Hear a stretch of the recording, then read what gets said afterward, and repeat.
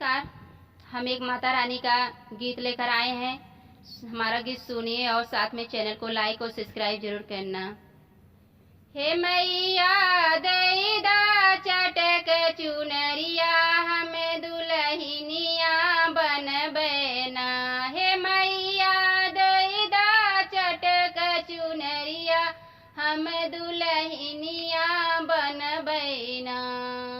जो मोरे राजा बगिया में आई है, जो मोरे राजा बगिया में आई है, गुच्छबे सुंदर सुंदर गजलवा हम मलिनिया बनबैना। गुच्छबे सुंदर सुंदर गजलवा हम मलिनिया बनबैना।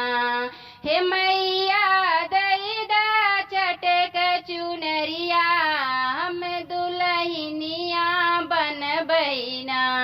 हे मैया दैदा चटक चुनरिया हम दुल्हनिया बनबैना।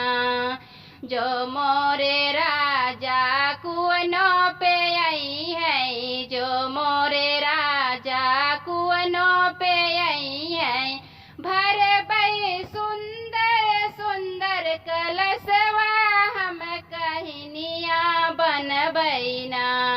भर बई सुंदर सुंदर कलशा हम मलिनिया बनबैना। हे मैया दैदा चटक चुनरिया हम दुल्हनिया बनबैना। हे मैया दैदा चटक चुनरिया हम दुल्हनिया बनबैना।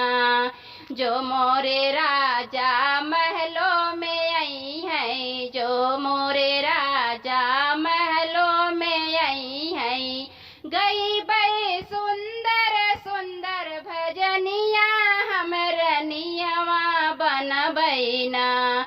गई बई सुंदर सुंदर भजनिया हम रनियवा बनबैना। हे मैया दैदा चटक चुनरिया हम दुल्हनिया बनबैना। हम दुल्हनिया बनबैना।